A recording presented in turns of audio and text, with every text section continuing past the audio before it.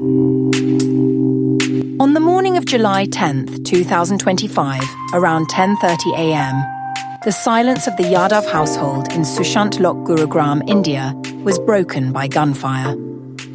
25-year-old Radhika Yadav was in the kitchen preparing food while her mother Manju cooked downstairs. When Manju heard the loud cracks, she thought a pressure cooker had burst. Kuldeep Yadav, Radhika's uncle who lived on the ground floor, ran upstairs to find his niece lying in a pool of blood.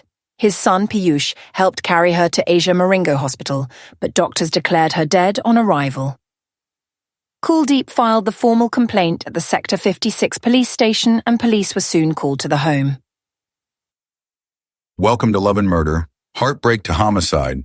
We're Kai's AI co-hosts, here to bring you a Foreign Affairs Friday case. On Fridays, Kai takes us beyond the U.S. to look at crimes from around the world. Cases of love, betrayal, and murder that cross borders. Before we get into today's case, a quick reminder that this podcast is listener-funded. That's why Kai started the Patreon, so this show can stay independent and focused on being a voice for the victims. Patreon.com/loveandmurder. When you join, you're helping keep these stories alive, and you also get a ton of extras.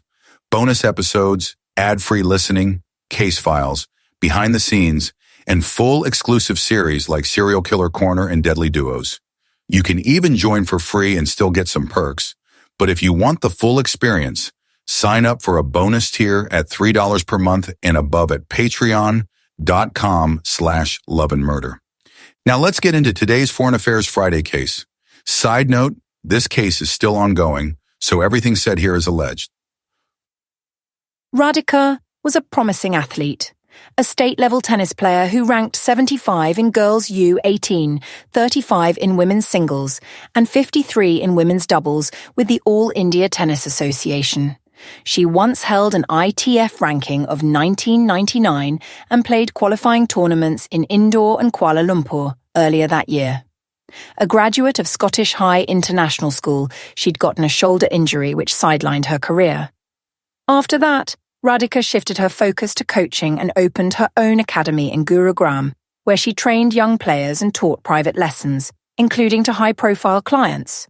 Friends described her as full of life, focused on tennis, and deeply devoted to her father. She was usually heard telling people that she just wanted to make him proud of her. My father has invested so much money into my tennis. I won't let it go to waste. She was known to make celebratory reels with her father after winning trophies.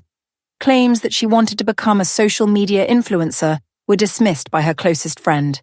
That's not what she was doing. Everyone shoots reels these days. She liked makeup.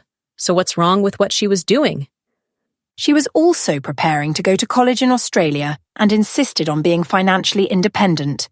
Her father, Deepak Yadav, was a wealthy builder in his late 40s or early 50s.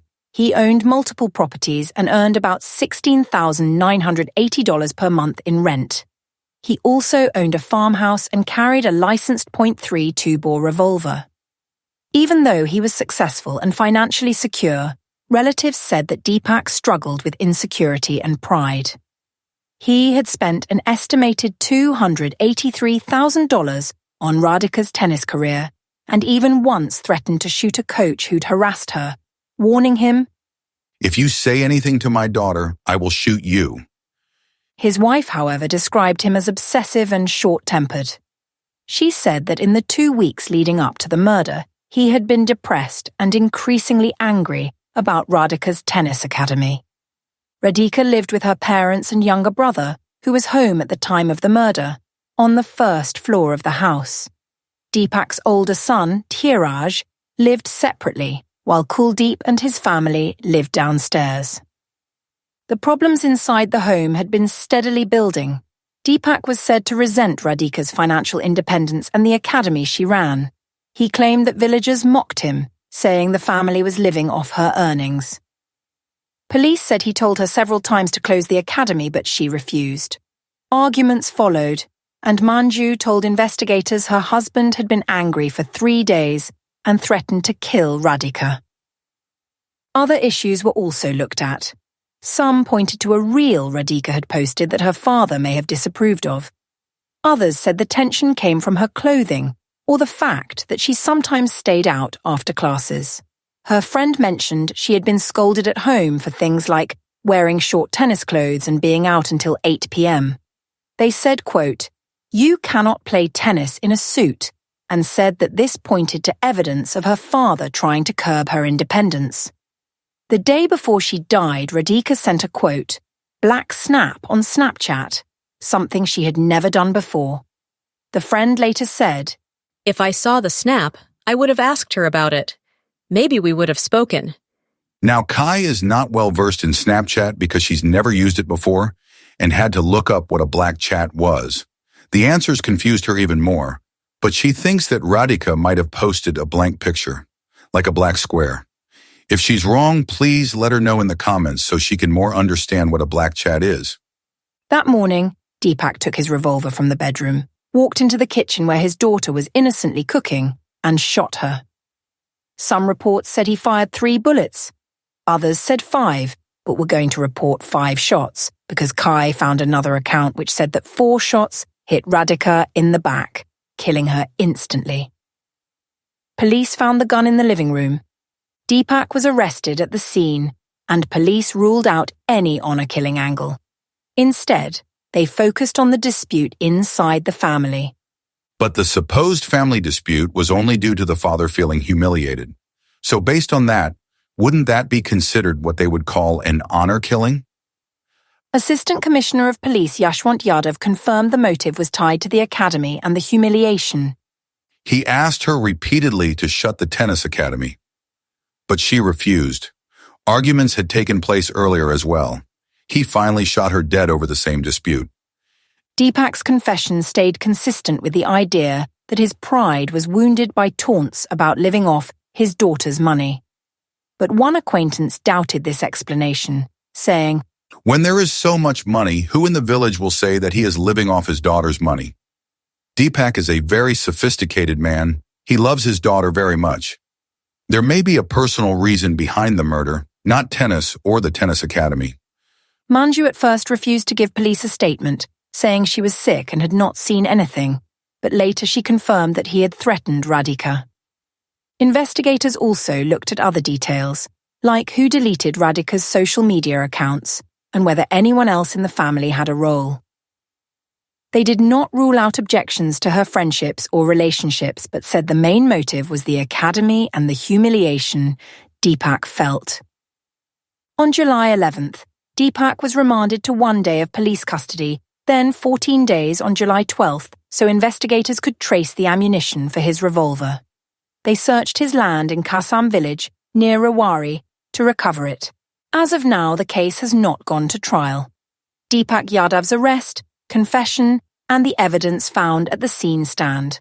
But no details are available yet on how prosecutors will present the case in court or how the defense will respond.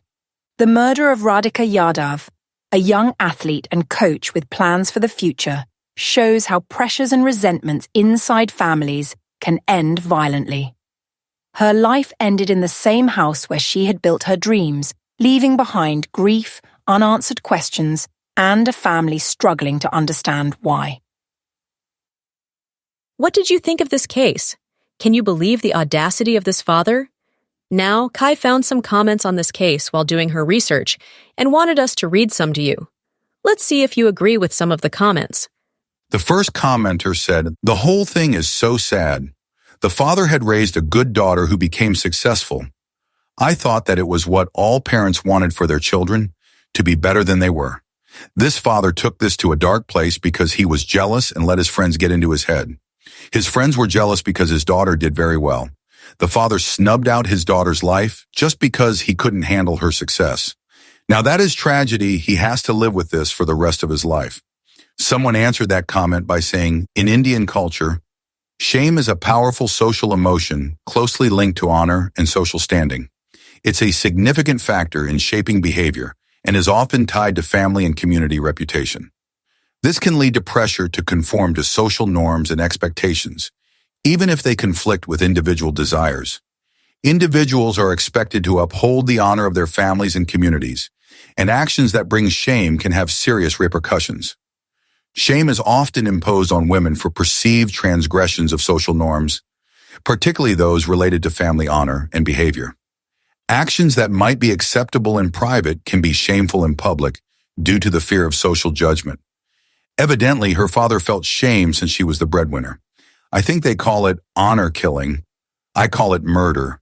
I don't understand the culture of killing your own child. That's just insane, in my opinion. The next comment said, so the father's ego was wounded? Daddy dearest, now you'll have no life. Your daughter created a life with dedication, athleticism, and hard work. Most dads would be proud. So sorry for the daughter who, by the way, was beautiful. Certainly must take after mom. And that's all the comments Kai wanted to share, and that's it for this episode of Love and Murder. What did you think of this case? Do you share the same sentiments of these commenters?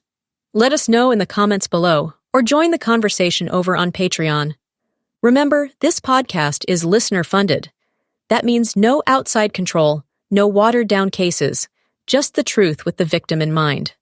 When you join us at patreon.com/loveandmurder, you're not only helping keep this show going, you're also becoming part of our mission.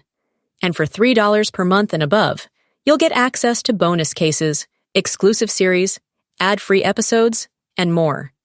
Thanks for listening, thanks for your support, and we'll see you in the next episode.